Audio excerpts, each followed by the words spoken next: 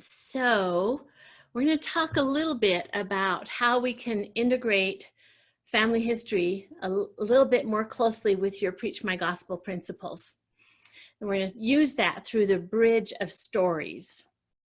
So stories are great teaching tools, and your personal experiences with family history can be a great tool as you teach others about eternal families. On Monday, Melanie shared a connection experience that she had with her great-grandmother. She told us that experience as a story. And I can remember that now because of the way that she told the story. She didn't just say, yeah, I had a great connection experience with my great-grandmother. She gave us the details so that we kind of felt like we had a little bit of that experience ourselves. And that's one of the keys to using our family history experiences. And we're going to walk through some ways to do that. So I want you to think back to past general conferences. And we love the talks at General Conference, and they're all inspiring and uplifting. I want you to think about what talks you remember from General Conference, what comes to mind so quickly. And I want you to put it in the chat box, and we'll see what we have. So as missionaries, what we're trying to do is be in tune with the Spirit and find ways that we can connect with the people that we're teaching. And sometimes they'll come to us with a question, and that's an immediate open door. We can teach by answering their question, and that will land on our hearts, much as the way that Sister Smith's experience was.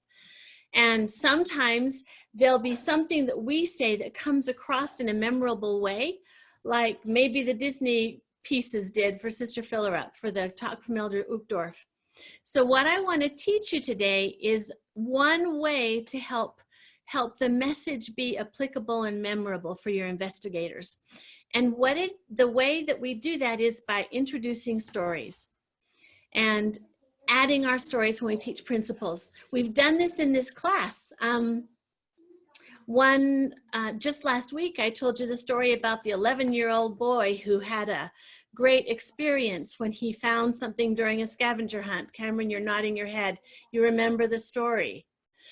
Yeah, so stories help us to remember things.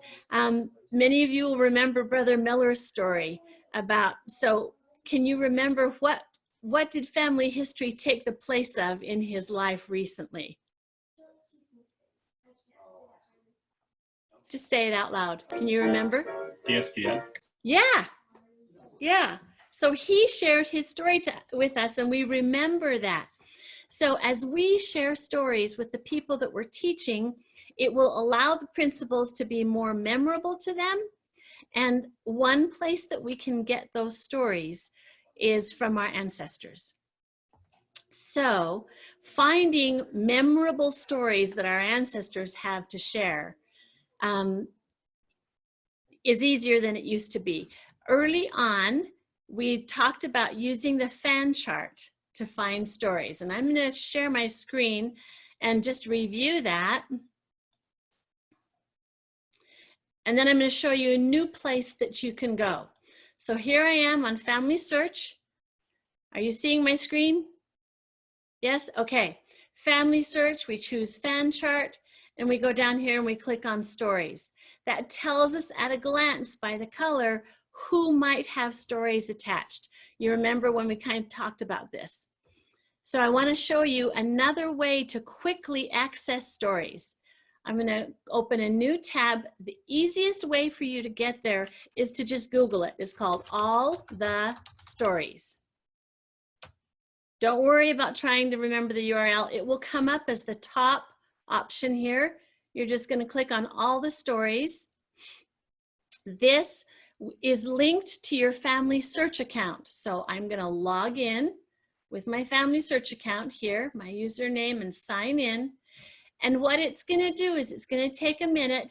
I did this earlier today so that it would load it all so you didn't have to stop and watch. And I'm going to blow this up a little bigger so you can see. So here I am right here in the middle. And notice as I hover over the dots, it tells me how many stories are found. The cool thing is that the stories themselves are over here on the left. So let's say I want to go to this story for Emma Jeanette White. I can see the stories as they're scrolling here on the left. If I click on it, it brings the story up immediately. So it's really fast for viewing the stories that you see. So you can scan through the list here. So I wanted to teach you one cool thing. When you add a story to Family Search, use a cool title as your story title and add your stories in little snippets. So as I go down through here, it says like, okay, now this looks interesting. Stephen White's Handmade Violin. This is immediately very accessible because the story is short and it's interesting. So when you post stories, instead of posting a whole life history for someone, tell a story and put it up as a story. 10 times as many people will read it because it's short. And we're used to getting our information in little short pieces. All right, so what I want you to do is we're gonna take a few minutes and I want you to go practice. I want you to go to All the Stories website. I want you to find a story that you like. When you find something that's caught your eye, put done in the chat box and then we'll share a couple of them. Any questions? Mm-hmm.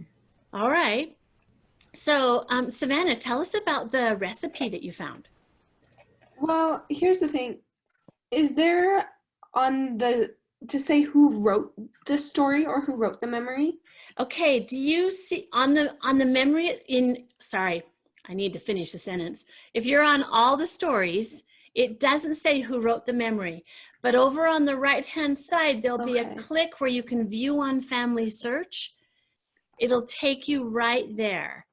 Gotcha.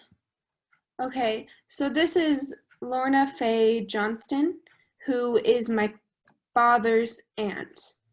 And it just says that it must be one of her recipes or something. I don't know who wrote it. Let's see, but that's cool. Yeah. So do you see the link? I just shared my screen. This link is over here on the right-hand side. Oh, it says, who wrote it? Charlie Daniels. I don't know who that is. But it says Lorna preferred this over pumpkin pie because you could cut it into smaller pieces and eat it with your fingers. Well, that's cool. So I clicked on the screen that I'm showing because the story that I found about the handmade violin, he was a pioneer. This is Stephen White, who was called by Brigham Young to move his families north to the Salt Lake Valley. He made this violin. Can you see that picture? And they still have it in the family. I had never seen this before. So, all right, who else found something cool? Cameron, Elwood, share with us what you found.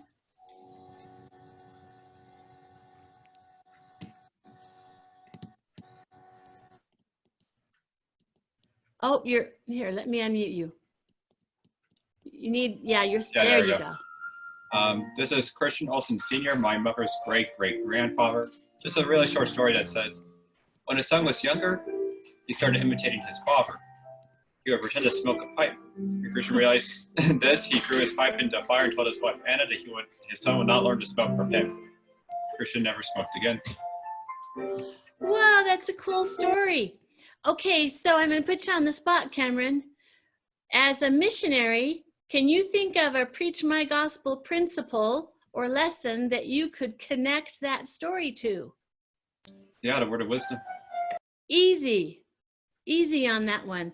Okay, Savannah, I don't know, the recipe, that might be kind of tricky. I'm not sure where you're going to connect that one. That's okay. I've got plenty of other stories. Okay, so what we just did with Cameron is the second step is when you find a story, Or when you're teaching a principle, you want to try and connect the two of them together. When you're teaching as missionaries, the Spirit will often help you do this. As you're teaching, you will find ideas coming to your mind as you're inspired with personal experiences that you should share. The testimonies that you share are this type of thing. You're inspired and you're sharing a part of yourself. So this is a process that you're familiar with. But a little bit of preparation in this area can give you a larger pot to pull from. Okay, so here's the process. In order for us to be able to use the stories effectively, the first thing we have to do is find them. And then we want to build the bridge. We want to connect them to the principle and preach my gospel. And the third step is we want to make the story what I call consumable. And I'm going to teach you what that means in just a minute.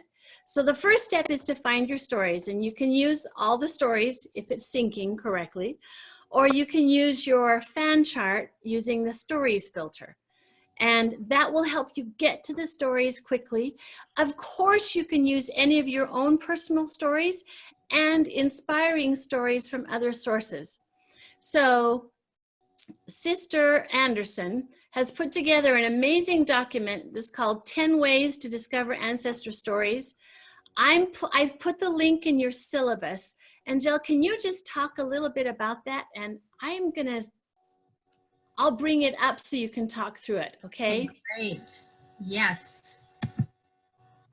Great. Okay, so this is just a document that I put together for anyone to use. It is just sites you can go to find stories. And there are many. So you can look through this. You could, yeah, you've got it up now. Yeah, just see what works for you. I think one of the best ways, and something that's really important, is to interview your family members while they're still alive. Oh, let me go back. There we And go. after they're dead would be more interesting, but not always possible. After they're dead, I mean. So gather around the table, find the stories, turn on your little memories app on your phone and record if they start talking. Okay? And I love, she has a link right up here for the 52 Stories Project, which has weekly ideas and questions you can use. So she's got some awesome links built into this document. Do you want me to go down to the next couple? Yes, absolutely. So then search your repositories. What's hanging around your house? Are there scrapbooks? Are there journals? We found a journal the other day from my husband's uncle, his mission journal, how we went to watch movies all the time in Australia. It was awesome. Anyway, what is hanging around? See what you've got, diaries, postcards, any of those kinds of things, and start making a collection, getting them together so that you can use them and not just sitting on a shelf. Okay, so I have the link to this document, and Sister Anderson has shared it with all of us. So you can go in and you can see, she just talked about the first two, there's 10. There's other websites you can go to find stories that you can use. All right. Other information on this document too. Some people do not have pioneer ancestors. They don't have stories that might be on Family Search. They might be the first member in their family. And so there's a lot of church history stories that you can access and learn from and use in your teaching. Thank you. Thank you, thank you. Okay, so let me bring back my PowerPoint slide. I'm going to suggest a way that you can organize as you start to gather these principles. Okay. And this is an outline that I'm going to suggest that you might use. Put together a table, list the lesson that you're teaching, a very short heading that's for the principle, and then identify a story that you might use. For example, to illustrate the principle that God is our loving Heavenly Father. Angel, I don't want to put you on the spot if this is hard, but I loved your story about the Armenian earthquake. Do you want to share that, or do you want me to tell that? Either way, you can look that up. It was in a conference talk. Yeah. I have an ancestor story that I use for this principle. He is about my second great grandfather who was healed after falling on a scythe while he was in his yard in Wales. And he said that he never realized that God loved him, and he did not agree with the church that was prominent there where he lived. And so he prayed, and the missionaries came, and there's a lot more to that story, but the idea is that he never knew that God loved him until his prayers were answered. So any of those kind of stories that you can work into these principles, because they're personal and they are just a great teaching tool. Great. So then the next one that I went through, I thought, I was just trying to think of, if I were building this for myself, one of the principles that we teach in lesson 1 is that God blesses individuals and families. And I immediately came to my mind an experience that I had with my daughter of a specific blessing that she received before her surgery. And our whole family was there, and the experience that they had with that blessing. And I could share that to help teach this principle. And then you can pull from stories that are kind of in the history of the church, and from ancestor stories. When we talk about enduring to the end, I have an Aunt Crystal, and I visited her in the last years of her life and sat next to her as she asked me to help her say her prayers, even though she couldn't kneel anymore, about how important it was for her to have daily prayer. And I would take the dictation as she would write in her journal so that she wouldn't miss any days of writing, because she felt like she wanted to be obedient to that principle.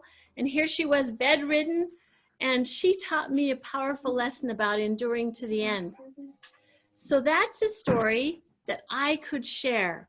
What I'm encouraging you to do is build your collection of stories that you can share and correlate them with Preach My Gospel. Sister Anderson has, again, do you want to tell them about your missionary class? And I'll bring up that document and you can explain it to them. Absolutely. When my husband and I were teaching mission prep, we came up with a little system that actually Elder Scott talks about to illustrate a point or a principle and give an application.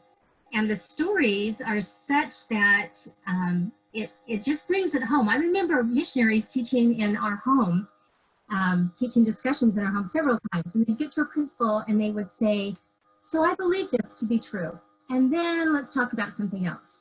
And so having this personal, what we've been talking about, bringing it home, talking about a personal experience or an ancestor's experience about that principle makes all the difference, because you can bear witness easier and more deeply. And so what we did is we took the 40 principles from chapter 3, and we came up with this little system that Elder Scott talks about. And it's on, his link is down a ways. I don't know if it's open on there. Right there. So you give an example for understanding and share it from the scriptures. You testify and then apply, make application. And that's where your stories come in.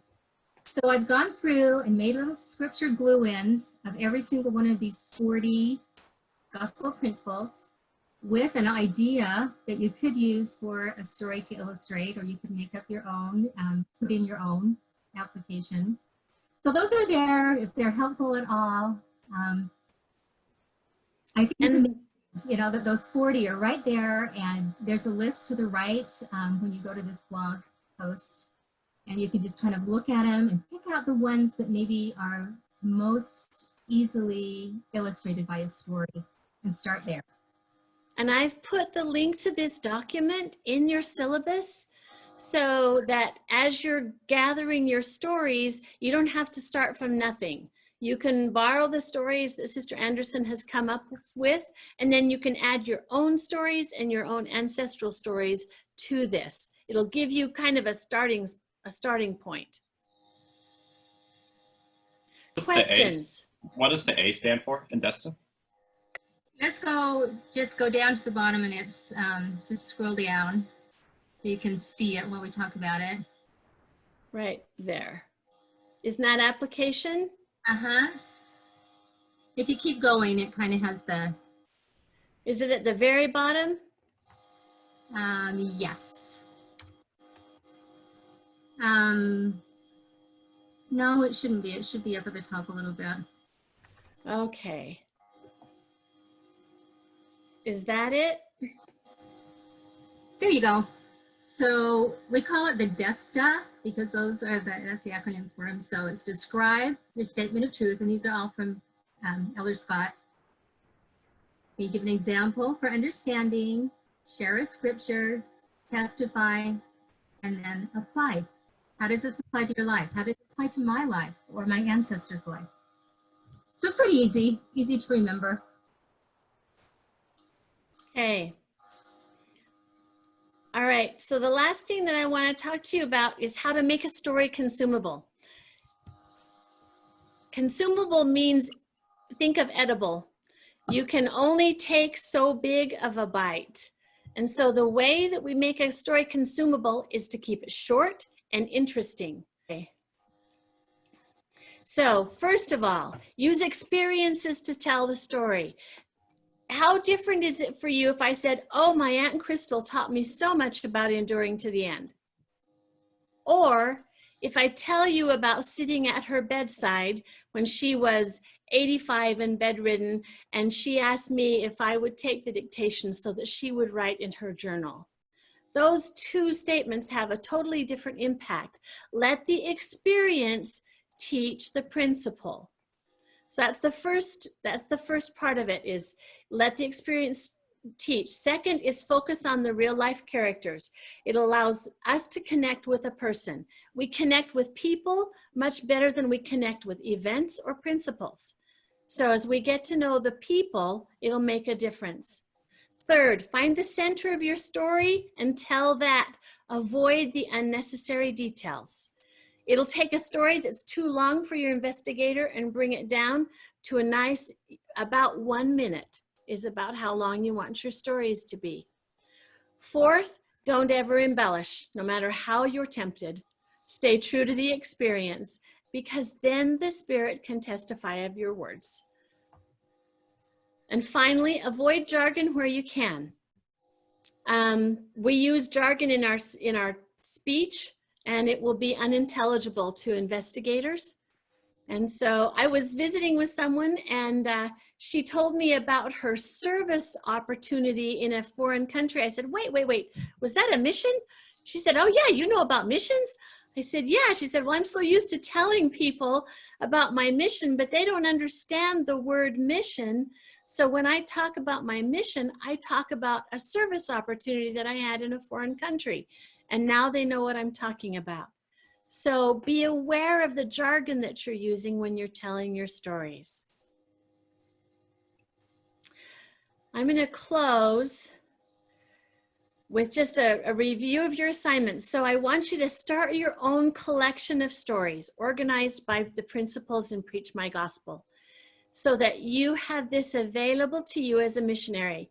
Whether you use Sister Anderson's glue-ins, or whether you add notes to Gospel Library, or whether you have 3x5 cards organized by principle, any of those methods will work.